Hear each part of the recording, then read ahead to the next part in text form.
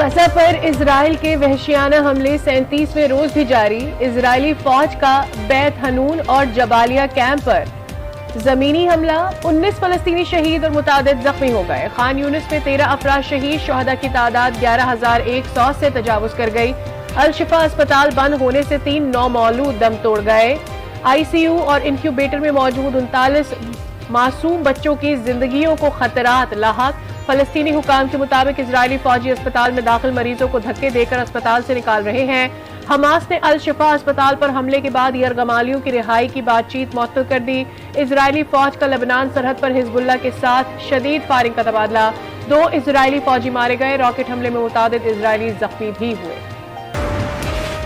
امریکی صدر Joe Biden کا امیر قطر سے ٹیلی فون پر رابطہ، دونوں رہنماؤں کی غزہ کے بحران پر گفتگو۔ ترجمان کے مطابق امیر قطر نے بائیڈن پر فوری جنگ بندی، خون ریزی کو روکنے، شہریوں کے تحفظ اور رفح کراسنگ کو مستقل کھولنے کی ضرورت پر زور دیا۔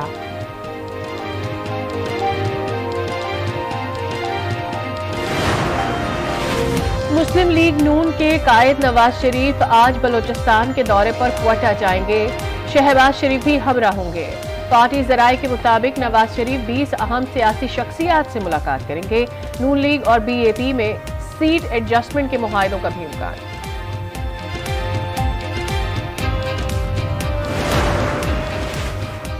70 کروڑ ڈالر کی دوسری قسط پر آئی ایم ایف سے جائزہ مذاکرات کا آخری دور آج شروع ہوگا۔ اسٹیٹ بینک حکام کو بیرونی فنانسنگ ضروریات پر سوالات کے جواب دینے ہوں گے۔ ٹیکس محصولات سے متعلق مطالبات کا سامنا بھی ہو سکتا ہے۔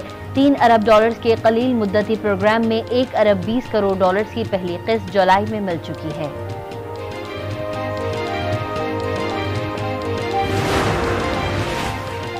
توہین الیکشن کمیشن کیس کی سماعت آج ہوگی۔ چیئرمین پی ٹی آئی پر فرد جرم عائد ہونے کا امکان۔ اسد عمر اور فواد چوہدری کو بھی ذاتی حیثیت میں پیش ہونے کا حکم۔ مسلم لیگ نون رہنماؤں کی بہادرآباد مرکز میں ایم کیو ایم رہنماؤں سے ملاقات۔ سعد رفیق کہتے ہیں کراچی کو کھنجر بنا دیا گیا، کوشش ہے سندھ میں ایسا اتحاد بنائیں کہ سندھ کے شہری علاقے نظر انداز نہ ہوں۔ جمہوریت کو عام آدمی کی جمہوریت میں بدلنا ہے، ایسا نہ ہو ووٹ کسی کو پڑے پرچی کسی اور کے نکلے۔ خالد مقبول صدیقی بولے این ایف سی کو پی ایف سی ایوارڈ کے ساتھ مشہور کیا جائے، بلدیاتی حکومتوں کو بھی آئین میں قانونی تحفظ ملنا چاہیے۔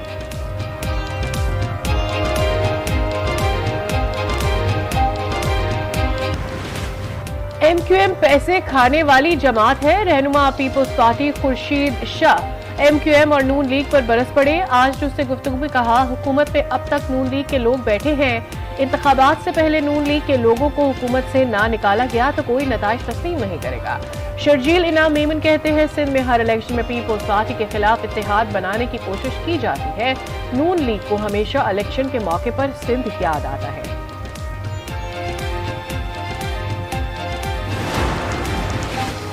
پاکستان کا بے مقصد آئین عوام کو حقوق نہ دلوا سکا، یہ آئین نہ پاکستان کو تحفظ دے سکا نہ عام آدمی کو۔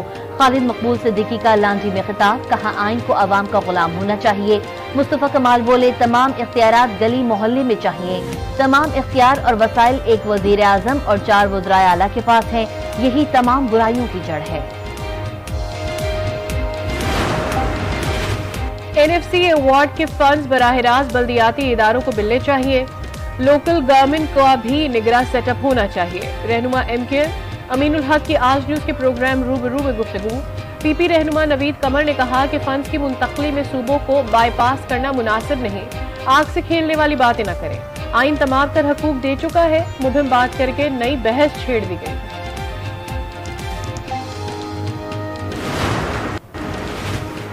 خیبر پختونخوا کے نئے نگراں وزیر اعلیٰ ارشد حسین شاہ نے عہدے کا حلف اٹھا لیا، گورنر حاجی غلام علی نے حلف لیا۔ تقریب میں اعلیٰ سول و عسکری شخصیات کی شرکت۔ گورنر کیفی کہتے ہیں کوئی عدالت جانا چاہتا ہے تو ہمارا کوئی عمل دخل نہیں۔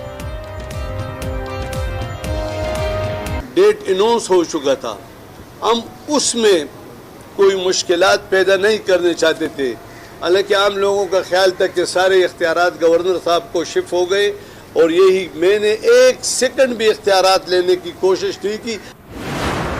8 فروری جمعرات کے دن انشاءاللہ انتخابات ہوں گے۔ شکایت کرنا लोगों का हक है, जमातों का भी, अफराद का भी। जो निगरान हुकूमत है वो आइन और कानून के तहत इलेक्शन कमीशन की एआनत करेगी। इंतखाबात 8 फरवरी को ही होंगी। शिकायत और आवाज़ जमहूरियत का हुस्न है। निगरां वज़ीर इत्तलात मुर्तज़ा सोलंकी की मीडिया से गुफ्तगू। कहा, निगरां हुकूमत आइन और इलेक्शन कमीशन की हिदायत के मुताबिक चलेगी। सदर के खत का जवाब खत से दिया जाएगा।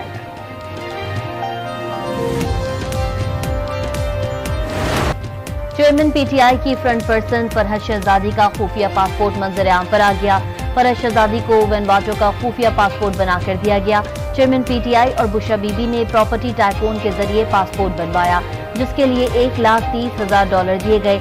मकसद लूटी हुई दौलत को छुपाना था। फरहद शहजादी की दौलत में 3 सालों में 4,520 मिलियन का इजाफा हुआ। फरहद शहजादी 14.5 अरब रुपए के गैर कानूनी असासों की मालिक हैं।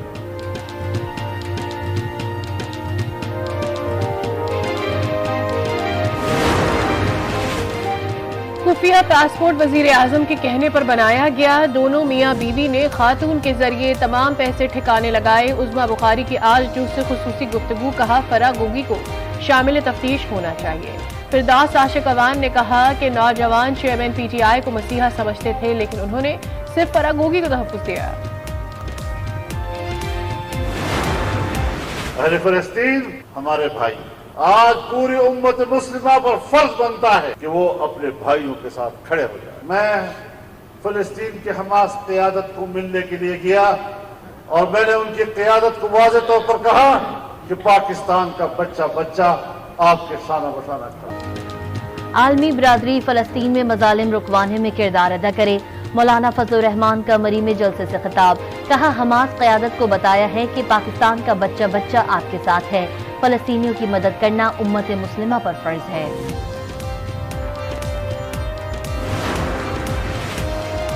हमास जंग जीत चुका है। हमारे हुक्मरान फ़लस्तीन में क्यों नहीं जाते? अमीर जमात इस्लामी सिराजुल हक का सियालकोट में फ़लस्तीन कन्वेंशन से खिताब।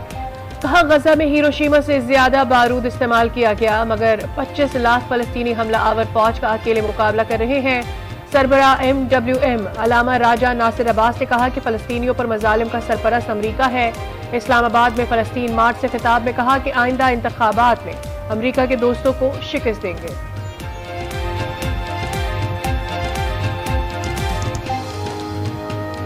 फ़लस्तीन सारे का सारा, समंदर से लेकर दरिया तक, नहर तक, उर्दन तक, ये सारे का सारा इलाका फ़लस्तीनियों का। इस सारे जुल्म का सरपरस्त अमेरिका है।